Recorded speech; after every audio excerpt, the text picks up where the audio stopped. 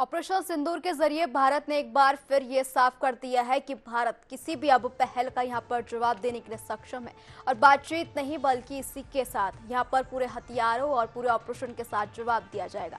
देखिए खास report. Israeli प्रधानमंत्री बेंजामिन नेतन्याहू ने एक प्रेस कॉन्फ्रेंस में खुलकर कहा कि भारत ने ऑपरेशन सिंदूर में हमारे सिस्टम का उपयोग किया और उन्होंने जमीन पर शानदार प्रदर्शन किया। इस बयान के साथ ये पुष्टि हो गई कि भारत ने बराक 8 मिसाइल और हार्पी ड्रोन का सफलतापूर्वक प्रयोग किया। इस बयान से इजराइल भारत रक्षा सहयोग की गहराई एक बार फिर उजागर हुई। अब यह रिश्ता सिर्फ आयातक और आपूर्तिकर्ता तक नहीं बल्कि दो तकनीकी साझेदारों का भी बन चुका है। बराक 8 एक अत्याधुनिक सतह से हवा में मार करने वाली मिसाइल प्रणाली है जिसे भारत के डीआरडीओ और इजरायली एयरस्पेस इंडस्ट्रीज ने मिलकर विकसित किया है। ये मिसाइल एक साथ कई लक्ष्यों को 100 किलोमीटर दूर तक नष्ट कर सकती है।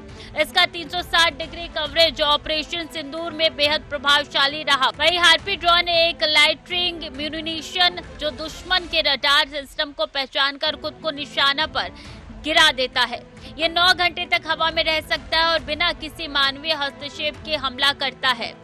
सिड यानी कि supervision of enemy air defence mission में हार्पी की भूमिका निर्णायक रही। 7 मई 2025 को जम्मू कश्मीर के पहलगाम में हुए आतंकी हमले ने पूरे देश को झकझोर दिया। इस हमले के पीछे पाकिस्तान समर्थित आतंकी गुंडों का हाथ माना गया। इसके बाद भारत ने ऑपरेशन सिंदूर लॉन्च किया। एक सीमित लक्ष्य केंद्रित सैन्य कार्रवाई। इस ऑपरेशन में सिर्फ इजरायली हथियार नहीं बल्कि भारत की ब्रह्मोस मिसाइल, स्वदेशी सर्विलांस ड्रोन और स्पेशल फोर्स यूनिट भी शामिल है। यह स्ट्राइक न केवल आतंकी ठिकानों को नष्ट करने के लिए की गई बल्कि ये एक स्पष्ट संदेश भी थी कि आतंक के खिलाफ भारत अब किसी भी हद तक जा सकता है। बराक 8 और हार्पी जैसे हथियार भारत को तकनीकी और सामरिक दोनों बढ़त देते हैं। ये साफ संकेत है कि भारत अब सिर्फ डिफेंस इंपोर्टर नहीं बल्कि को डेवलपर की भूमिका में है।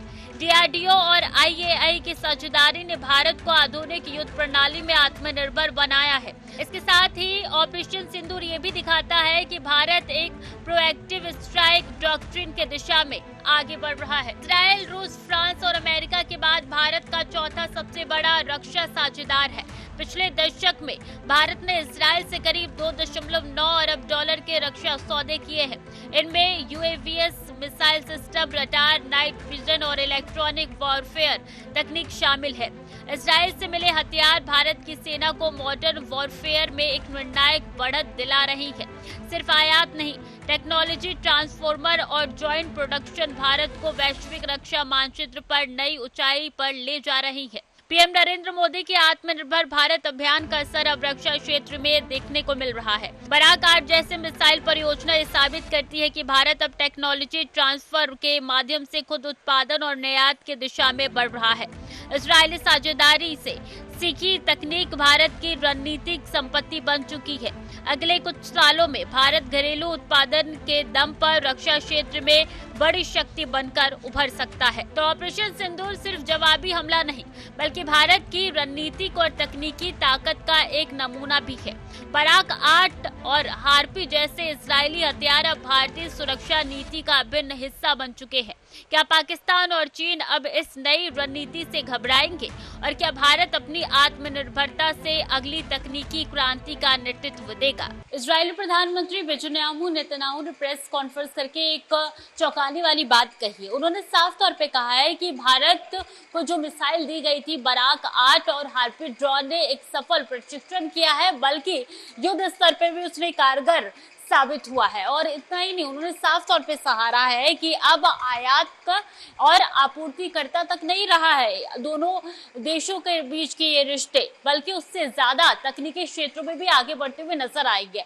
अगर हम इस मिसाइल की बात करें तो डीआरडीओ द्वारा इसको प्रशिक्षित माना गया है और इसी तरीके से ये आगे लगातार बढ़ रहा है। अगर हार्पी ड्रोन की बात की जाए तो 7 घंटे ये बिना रुके आसमान में बिना इंसानी सपोर्ट के लगातार हमला कर सकता है। बस थोड़ा सा इसको कोई भी इशारा मिले ये तुरंत फायर हो जाता है और ऐसे में ये डीआरडीओ का सबसे सफलतापूर्वक प्रशिक्षण माना जा रहा है। ऑपरेशन सिंदूर में इसको कामयाबी काफी हासिल हुई है।